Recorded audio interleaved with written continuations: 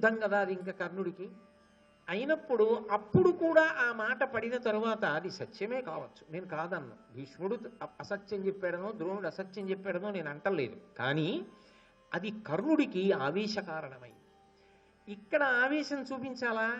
కొంత సత్యం ఉన్నది కదా, తనకు తాను ప్రశాంతంగా ఆలోచించాడు అనుకోండి, ఈ విషయాలు ఆయనకి కూడా తెలుసు, నిజమే కదా ఒప్పుకోవాలి.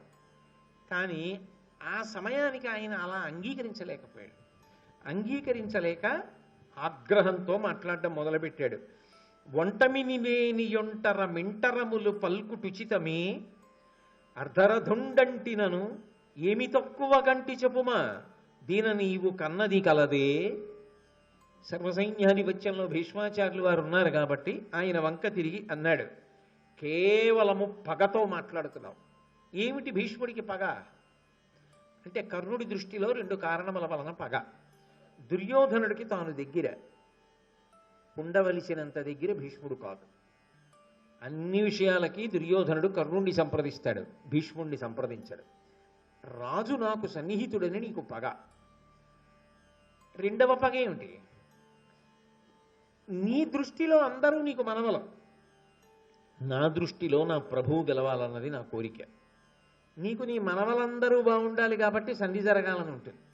నాకు సంబంధించినంత వరకు నా ప్రభువు బాగుండాలి కాబట్టి యుద్ధం జరగాలని ఉంటుంది. నేను గెలిచాను, అందుకే యుద్ధం జరుగుతోంది. నేను గెలిచాను, అందుకే నా ప్రభువుకి దగ్గరగానే ఉండి ఇప్పటికీ కూడా నా మీదే ఆధారపడేటట్టు, నన్ను నమ్మేటట్టుగా నేను నా నమ్మకాన్ని నిలబెట్టుకున్నాను. వీడికి నమ్మకం పోలేదే కర్ణుడి మీద అన్నది నీ పగ, నీ అక్కసు. అటు తిప్పాడు.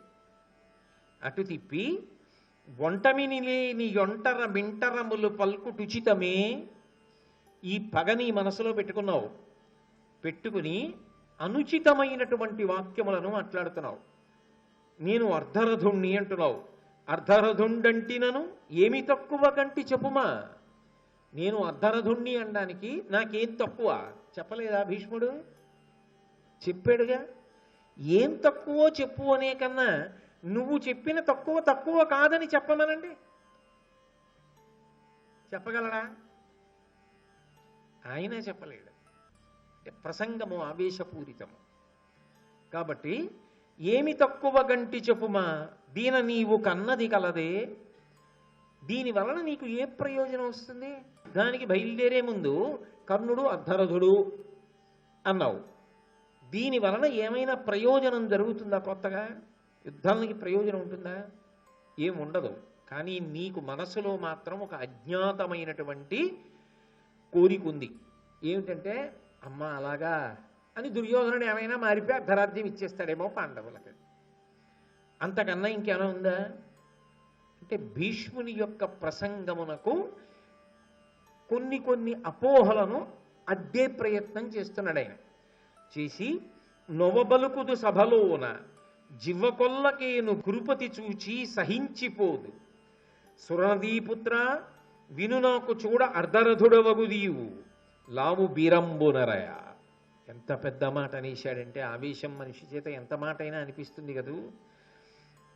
నవ్వబలుకుదు సభలోన, ఇంత పెద్ద సభలో నా మనసు బాధపడేటట్లుగా మాట్లాడావు. అంతేకాదు, జివ్వకొల్లకేను గురుపతి చూచి సహించిపోదు.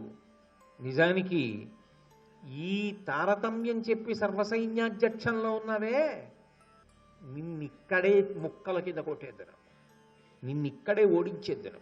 కానీ ఎప్పటికప్పుడు ఎందుకు కోరుకుంటుంటానో తెలుసా? నీ ఇష్టం వచ్చినట్లు నువ్వు మాట్లాడుతున్నా ప్రభువు బాధపడతాడని.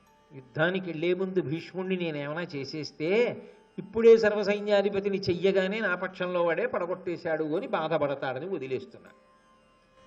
అంత తేలికంటే భీష్ముడిని పడగొట్టడం కర్ణుడికి. అంటే ఆవేశం ఉచితానుచితములు మరిచిపోయేటట్టుగా చేస్తుంది. కాబట్టి సురనదీపుత్ర, ఓ గాంగేయుడా, విను నాకు చూడ అర్ధరథుడవగుదీవు.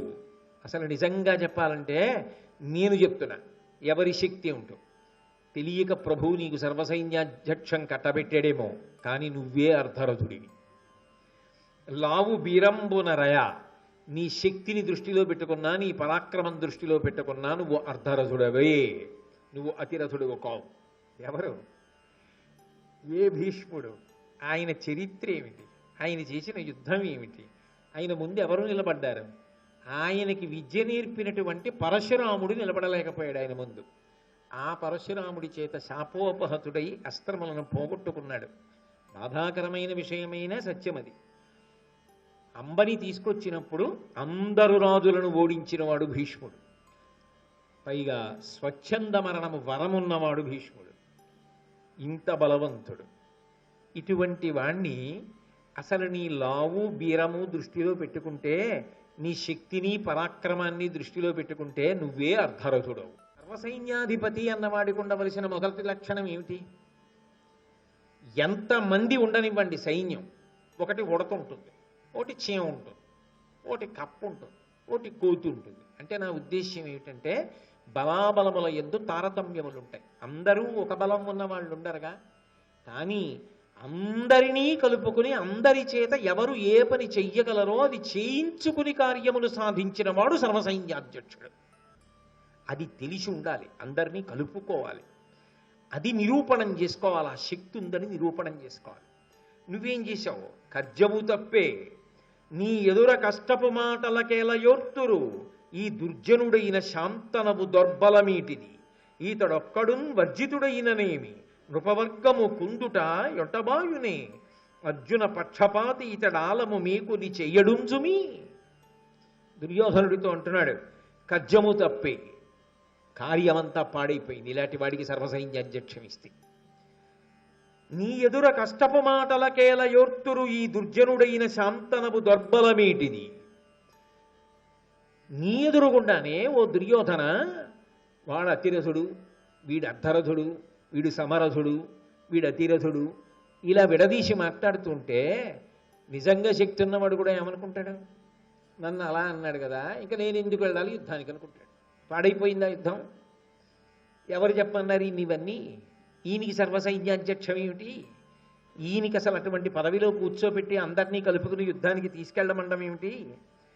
శాంతనవు దౌర్బలమేటిది. ఈ శాంతనవుడు ఏ పాటి కార్యక్రమాన్ని చక్కబెట్టగలడు? ఏ పాటి శౌర్య పరాక్రమములు ఉన్నవాడు? ఈతడొక్కడు వర్జితుడైననేమి. అసలు ఇతను ఒక్కడిని తీసి అవతల బారేస్తే యుద్ధంలోంచి వచ్చిన నష్టం ఏమిటి? ఈ భీష్ముడు లేకపోతే యుద్ధం జరగదా? 18 రోజుల యుద్ధంలో 10 రోజులు అయింది. 3-9 రోజుల్లో యుద్ధంలో కృష్ణుడంతటి వాడు చక్రం పట్టుకున్నాడు. అది భీష్ముడు. ఆ భీష్ముడిని తీసి అవతల వారేమన్నాడు కర్ణుడు. అంటే ఆ విషయం ఎంత మాట అయినా అనేసేటట్టు చేస్తుంది. కాబట్టి ఈతడొక్కడున్ వర్జితుడైననేమి, నృపవర్గము కుందుట యొంటబాయుని. ఇంతమంది రాజులు మనసు కష్టపెట్టుకుని రేపు పొద్దున్న మనపూర్తిగా యుద్ధం చేయకపోతే నీకు కలిసి వస్తుందా? అర్జున పక్షపాత ఇతడాలము మీకుని చెయ్యడుంజుమి. ఇతడు అర్జునుడి పట్ల పక్షపాతం ఉన్నవాడు. అర్జునుడిని చంపడం, అర్జునుడి జోలికి వెళ్ళడం. ఇతడు పక్షపాతంతో చేసేటటువంటి యుద్ధము వలన నీకు జయము లభించడు దుర్యోధన. ఇటువంటి వాడిని ఎందుకు పెడతావు సర్వసైన్యాధ్యక్షంలో? అక్కడ పోతే వచ్చే నష్టం లేదు, తీసవతల పారే. చాలా కాలంబు పోవక చతురులైన వృద్ధ జనముల బుద్ధులు విండ్రుగాక, ముదియ మతిదప్పి నోరికి నొదవినట్లు పలుకు వెడగుల మాటలు పడియగుని. లోకంలో వృద్ధులు ఉంటారు, వయసు బాగా పెద్దదైన వాళ్ళు. వాళ్ళు పూజనీయులు, గౌరవనీయులు. ఎందుచేత అంటే వాళ్ళది అనుభవం. ఒక పుస్తకం చదవడానికి, అనుభవం సంపాదించడానికి సముద్రానికి చిన్న చలంకి, చలం అంటే ఏట్లో ఇసుక ఇలా తీస్తే చిన్న నీరు వచ్చి ఉబికి ఏర్పడుతుంది. దీనికి ఉన్నంత తేడా ఉంటుంది. అనుభవము అనుభవమే. అనుభవముతో తుల్యము పుస్తక జ్ఞానము కాదు. ఒక విషయాన్ని అనుభవ పురస్సరంగా నిర్వహించడం అనేటటువంటిది ఎప్పుడూ జీవితంలో గొప్ప విషయం. అందుకే అనుభవమునకు గౌరవము, అనుభవమునకు పెద్దపీట వెయ్యడం ప్రాజ్ఞుల యొక్క లక్షణం. అనుభవము వయస్సుతో పాటు వస్తుంది తప్ప జ్ఞానం వస్తుందేమో, 10 పుస్తకాలు చదివితే పుస్తక జ్ఞానం వస్తుందేమో, అనుభవం మాత్రం వయస్సుతో రావాలి. డక్కాముక్కీలు తింటే రావాలి. కష్టసుఖములు ఒడుదుడుకులు చూసి ఓరిస్తే వచ్చేటటువంటిది. దాన్ని పక్కన పెట్టడానికి చులకన చేయడానికి వీల్లేదు. కాబట్టి పెద్దరికము ఎప్పుడూ గౌరవనీయమే. వయసులో పెద్దవాడైతే ఏమిటండి అన్న మాట అనడానికి వీల్లేదు. ఆయనకున్న అనుభవముల యందు వాటి ముందు నీ జ్ఞానము సరిపోదు. ఆయన పండినవాడు జీవితంలో, ఆయన మార్గదర్శనం చెయ్యడానికి అర్హులు. కాబట్టి వయస్సులో పెద్దవారికి గౌరవము ఇచ్చి తీరవలసినదే. అయితే కర్ణుడు అంటాడు, చాలా కాలంబు పోవక చతురులైన వృద్ధజనముల బుద్ధులు విండ్రుగాక. చాలా ముసలివాళ్ళు అయిపోయినా కొంతమంది మంచి సద్బుద్ధితో ఉంటారు. వాళ్ళ అనుభవంతో ఎప్పుడూ ఇతరులకు మంచి మాటలు చెప్తూ ఉంటారు. అలా సద్బుద్ధితో మంచి మాటలు చెప్పేవాళ్ళు ఉంటారే, వాళ్ళు ఎంత వృద్ధులైన వారైనా వారిని సేవించి వారి దగ్గరికి వెళ్ళి వారి యొక్క అభిప్రాయాన్ని తెలుసుకుని దానికి అనుగుణంగా మనిషి ప్రవర్తించాలి. కానీ ముదియ మతిదప్పినోరికి నొదవినట్లు పలుకు వెడగుల మాటలు పాడియగునే. బాగా వృద్ధాప్యం వచ్చేసి బుద్ధి చాంచల్యం వచ్చి సరిగ్గా దృష్టి నిలబడక మతి తప్పి అవివేకంగా మాట్లాడేవాడు ఈ భీష్ముడు. ఈయన మాట వినడం ఏమిటి? నిజమే, వయసుకి గౌరవం ఇవ్వాలి పెద్దవాడు, నేను కాదన్నా. పెద్దవాడి మాట వినాలి. ఎప్పుడు? అసలు ఆ బుద్ధి సక్రమంగా ఉంటే, మతి సరిగ్గా పనిచేస్తుంటే ఆయన మాట వినవలసిందే. ఆయనకి వయసు పెద్దదైపోయింది, వయసుతో పాటుగా ఆయనకి బుద్ధి తగ్గిపోయి ఆ జ్ఞాపక శక్తి అవి అన్నీ పోయాయి. అన్నీ పోవడంలో ఎవడెలాంటి వాడో ఏమిటో ఆయనే సరిగ్గా నిర్ణయించలేకపోతున్నాడు. ఈయన మాటలు నమ్మడం ఏమిటి? కానీ నేను ఒక్క మాట చెప్తాను, మీరు జ్ఞాపకం పెట్టుకోండి. యథార్థమునకు బాగా వయసు పెద్దదైనా లబ్ధప్రతిష్ఠులైనటువంటి వారు చేసినటువంటి పొరపాట్లు కూడా ప్రజల కంట తడిపెట్టిస్తాయి తప్ప ఎప్పుడూ కూడా తప్పుని ఎత్తి చూపించనివ్వవు. ఎందుకని అంటే యువతల వాడు సహృదయంతో దాన్ని అర్థం చేసుకుంటాడు. నిజానికి భీష్ముడికి మతి తప్పి ఉన్నాడా, శక్తి తప్పి ఉన్నాడా? ఆయన అటువంటి వాడిని ఎంత మాట అన్నాడంటే, వయసులో పెద్దవాళ్ల మాట వినవలసిందే, మతి తప్పిన పెద్దవాడి మాట వినడం ఏమిటి? ఈయన అన్నాడు కదా, మరి బుద్ధి లేనివాడు అన్నాడు కదా, అందుకని బుద్ధి లేనివాడు మతి తప్పినవాడు ఆయన మాట వింటావేమిటి దుర్యోధన నువ్వు అని సేనమొగమీతడైనన్ భూని మహీశ్వరుడు నీకు పొడిచెదరే దుర్మానియనిగాదే ఇతనితో నడచుట కొల్లనైతి దురమున కధిపా. ఇతను సేనాగ్రనాయకుడై సర్వసైన్యాధిపతి అయి ఈయన యుద్ధభూమిలో సైన్యాన్ని నడిపించడమే జరిగితే ఈ రాజులు ఎవరైనా నీ పక్షాన యుద్ధం చేస్తారా దుర్యోధన? ఎవ్వరూ యుద్ధం చేయరు. కాబట్టి ఈయన్ని ఎందుకు ఉంచుతావు? ఎవరి వరకో ఎందుకు? ఇతను ఆడిన మాటలు చూసి అసహ్యించుకుని నేనే అన్నానుగా, ఈ భీష్ముడు బ్రతికున్నంతకాలం యుద్ధం చేయను అని ప్రతిజ్ఞ చేశానుగా. నా వెనక ఇంకా చాలామంది బయలుదేరుతారు. ఇంతమంది యుద్ధం చేయకుండా పోవడానికి కారణం ఏమిటి? నీ మీద అభిమానం లేకపోవడం కాదు, ఈయన మాట్లాడిన మాటల వల్ల వస్తున్న ఉపద్రవం. అంత తప్పుని ఎవరి వైపుకి నెట్టాడంటే భీష్మాచార్యుల వారి మీదకి నెట్టాడు. నెట్టి హితుడని నమ్మగాదగునే ఈతని కార్యపు మాటలిట్టివే పతిదిశ కూర్మివాపుటకు బట్టుగా ఎక్కువ తక్కువంచు ఉన్నతులకు మిదినీషులకు నానగ బల్కుటగాక ఇట్టివారితవులు తండ్రికిన్ సుతులకెమన నేర్తము పెద్దరాజులను. యుద్ధానికి వెళ్లే ముందు ప్రభువు కార్యాన్ని చూడాలి. ఎవడైనా నేను ఏ ప్రభువు పరుపున సైన్యాధిపత్యం వహిస్తున్నాను అన్నది ఆలోచించాలి. అది మానేశాడు. మానేసి తన గొప్పతనం తనేదో వర్గీకరణ చేశాట, రాజుల శక్తులు అంతేట. విచిత్రం ఏంటంటే మిగిలిన వాళ్ళు ఎవ్వరూ ఇలా అనలేదు, మిగిలిన వాళ్ళు ఎవరు ఇన్ని మాటలు మాట్లాడలేదు. అదుపు తప్పిపోయి కర్ణుడు ఒక్కడే ఈ మాటలన్నీ అంటున్నాడు అని.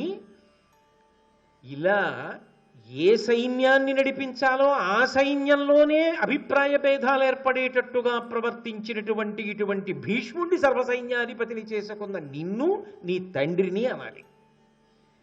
ధృతరాష్ట్ర మహారాజుకి దుర్యోధన నీకు ఇంతకన్నా గొప్ప మొనగాడు దొరకలేదే సర్వసైన్యాధ్యక్ష పదవికి? ఈయనకి తీసుకెళ్లి సర్వసైన్యాధ్యక్షం కట్టబెట్టావు. ఎంత గొప్పగా మాట్లాడాడో చూసావుగా.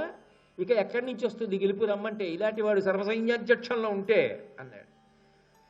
భీష్ముడు వెంటనే కర్ణుడి వంక తిరిగి అన్నాడు, నా పౌరుషం ఏమిటో, నా ప్రతాపం ఏమిటో నీ గురువు పరశురాముణ్ణి వెళ్ళడుగు, ఆయన చెప్తాడన్నాడు. చాలదా ఒక్క మాట?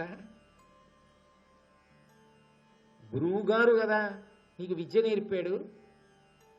ఎవరి ఇచ్చిన చదువుని చూసుకుని మిడిసిపడుతున్నావో ఆ నీ గురువు నాకు కూడా గురువు. కానీ ఆ గురువు నన్ను ఒకనాడు యుద్ధంలో ఓడించలేకపోయాడు, నా చేత ఓడిపోయినవాడు. అంటే నేను అది తక్కువ చేసి అంటలేదు, నా పరాక్రమం ఏమిటో నాతో యుద్ధం చేసిన మీ గురువు గారికి తెలుసు. ఆయన వెళ్ళి అడుగు భీష్ముడు ఎటువంటి వాడని. రేపు నేను యుద్ధం చేస్తా, నేను యుద్ధం చేసినప్పుడు వచ్చి చూడు, నా వయసు ఏమిటో నా పరాక్రమం ఏమిటో రెండింటికి సంబంధం ఉందో లేదో తెలుస్తుంది. బయట కూర్చుని మాట్లాడడం కాదు, యుద్ధం చెయ్యి. నేను పడిపోయాక యుద్ధం చేస్తానన్నావుగా, నేను పడిపోయిన తరువాత ఎన్నాళ్ళు యుద్ధం చేస్తావో చూస్తా, ఎంతమందిని పడగొడతావో చూస్తా, ఎంతమంది నీ కళ్ళ ముందు పడిపోతుంటే నువ్వు రక్షించలేకపోయావో చూస్తా. అప్పచెయ్యి మీద అక్కడే ఉంటా.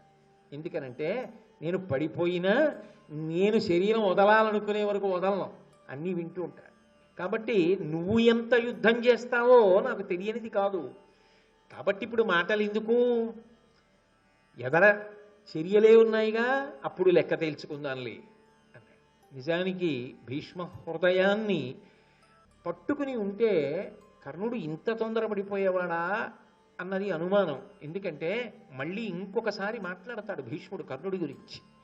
అప్పుడు కూడా చెప్తాడు కర్ణుడు ఎటువంటి వాడో చెప్తాడు. చెప్పినప్పుడు భీష్ముడికి నిజంగా పరమ తక్కువ చేసి కర్ణుడి గురించి మాట్లాడాలన్న ఉద్దేశ్యం లేదు అన్నది స్పష్టం అవుతుంది. తొందరపడిపోయి భీష్మాచార్యుల వారిని ఇన్ని నిందావాక్యములు పలికించాడు. అది తనకి అర్థమైన కారణము చేత, ఉన్న ఒత్తిడి చేత, తాను పొందిన అవస్థ చేత, ఇన్ని కారణముల చేత కర్ణుడు అలా తొందరపడిపోయాడు. ఆ స్థానంలో అంతకన్నా ఎవరైనా నిగ్రహించుకోగలరా అంటే అది వారి సమర్థత మీద ఆధారపడి ఉంటుంది. ఇన్ని మాటలని సరే, యుద్ధం ప్రారంభమయ్యింది, యుద్ధం నడుస్తోంది. భీష్ముడు సర్వసైన్యాధిపత్యంలో ఉండగా కర్ణుడు యుద్ధం చెయ్యడు. ఈలోగా 10 రోజుల యుద్ధం తర్వాత భీష్మాచార్యుల వారు పడిపోయారు. పడిపోవడం అంటే శిఖండివి అడ్డుపెట్టి అర్జునుడు వేసిన బాణములకు అంపశయ్య మీద పడిపోయాడు ఆయన. ఇక యుద్ధం చెయ్యడు. ద్రోణాచార్యుల వారికి సర్వసైన్యాధిపత్యం ఇచ్చారు. ద్రోణాచార్యుల వారికి సర్వసైన్యాధిపత్యం ఇచ్చిన తర్వాత 3వ రోజు యుద్ధం జరుగుతోంది. ఆ 3వ రోజు యుద్ధం జరుగుతున్నప్పుడు ఒక విశేషం జరిగింది. అభిమన్యుడితో యుద్ధం చేయాల్సి వచ్చింది, అర్జునుడితో కాదు. మీరు బాగా పట్టుకోవాలి, అర్జునుడితో కాదు, యుద్ధము అభిమన్యుడితో. అర్జునుడు యుద్ధం చేస్తున్నప్పుడు పక్కన ధర్మజ, భీమ, నకుల, సహదేవులు ఉంటారు. అభిమన్యుడు యుద్ధం చేస్తున్నప్పుడు తండ్రి అర్జునుడు లేడు, ధర్మరాజు, భీముడు, నకులుడు, సహదేవుడు లేరు. ఎందుకంటే సైంధవుడు అడ్డుపడ్డాడు. అటువంటప్పుడు యుద్ధం చేశాడు. అటువంటి యుద్ధంలో అభిమన్యుణ్ణి కర్ణుడు ఓడించాడా, పడగొట్టగలిగాడా? అదొక పెద్ద అగ్ని పరీక్షే కర్ణుడి జీవితానికి. ఎందుచేత అంటే మహాభారతాన్ని బాగా అధ్యయనం చేసినటువంటి పెద్దలు, దాన్ని సారాన్ని బాగా వంట పట్టించుకున్న పెద్దలు ఒక మాట అంటారు, అభిమన్యు అన్న పేరు రావడానికి కారణం ఏంటంటే శత్రువుల పట్ల అంత కోపంతో ఉంటాడు. అలాగే ఆయన తన పరాక్రమము తాను ప్రదర్శించేటప్పుడు అంత ఉత్సాహంగా ఉంటాడు. 2 గొప్ప లక్షణములు కలబోయబడినటువంటి వ్యక్తి కాబట్టి అభిమన్యు అని పేరు. మహాభారతంలో మీరు చాలా జాగ్రత్తగా పరిశీలనం చేస్తే ఒకే ఒక్క వ్యక్తి యందు మీకు ధర్మరాజు గారు, భీముడు, అర్జునుడు, నకులుడు, సహదేవుడు 5 యొక్క లక్షణములు కనపడడానికి అవకాశం ఉంటుంది, అభిమన్యుడు. అయితే అక్కడ రక్త సంబంధం ఒకటి ఉంది. పెద్దనాన్నగారి పోలిక వచ్చింది, ఇంకో చిన్న పెద్దనాన్నగారి పోలిక వచ్చింది, భీముడి పోలిక, నాన్నగారి పోలిక వచ్చింది, బాబాయిల పోలిక వచ్చింది అనొచ్చు. కానీ ఒక అద్భుతమైన పోలిక ఇంకొకటి వచ్చింది ఆయనకి. ఎవరిది? ఎలా అవకాశం? కృష్ణ పరమాత్మ పోలిక వచ్చింది. ఎందుకో తెలుసా? మేనమామ. పిల్లలకి మేనమామ పోలికలు కాస్త తొందరగా వస్తాయంటారు. మేనమామల ముద్దు మేలైన ముద్దు, తాతలకు తా ముద్దు తాను అబ్బాయి అని మేనమామ పోలిక వచ్చింది. అందుకే అభిమన్యుడు అన్న మాట ఎన్నిటిని కలుపుకుంటుంది అంటే, అభిమన్యుడు ఒక్కడు ధైర్యంలో ధర్మరాజు అంటారు. ధైర్యము అంటే ఏదో యుద్ధానికి వెళ్ళిన ధైర్యం అనుకోకండి. ధర్మానుష్ఠానంలో, ధర్మాన్ని పట్టుకున్నప్పుడు వచ్చేటటువంటి ఉరిపిడిని తట్టుకోవడంలో ధర్మరాజు గారి పూనిక ఎటువంటిదో అభిమన్యుడి యొక్క పూనిక అటువంటిది. అది పెదనాన్నగారి నుంచి వచ్చింది. ఇంకా ఆయనకి భయంకరమైనటువంటి యుద్ధం చెయ్యడం, అది మామూలు యుద్ధం కాదు. ఇంకా 4వ వంతు సైన్యాన్ని ఒక పూటలో పడగొట్టాడు అభిమన్యుడు యుద్ధం చేసినప్పుడు. అందుకే భీమసేనుడు యుద్ధం ఎలా ఉంటుందో అంత భయంకర యుద్ధం చేస్తాడు. అందుకని చిన్న పెదనాన్నగారి పోలిక వచ్చింది, భీముడు పోలిక. మరి పెదనాన్నగారు ధర్మరాజు గారు, చిన్న పెదనాన్నగారు భీమసేనుడు. తండ్రి గారి పోలిక వచ్చింది. తండ్రి గారి పోలిక ఎక్కడి నుంచి వచ్చింది అంటే, రూపమునందు అర్జునుడి యొక్క రూపం ఎలా ఉంటుందో ముమ్మూర్తులా అలా ఉంటాడు. మరి తండ్రికి కొడుకు కదూ, అందుకని. పాండిత్యమునందు అర్జునుడికి ధనుర్వేదం ఎంత బాగా తెలుసో, అస్త్రశస్త్రములను ఎంత బాగా వాడతాడో అంత గొప్ప పాండిత్యం అభిమన్యుడికి వచ్చు.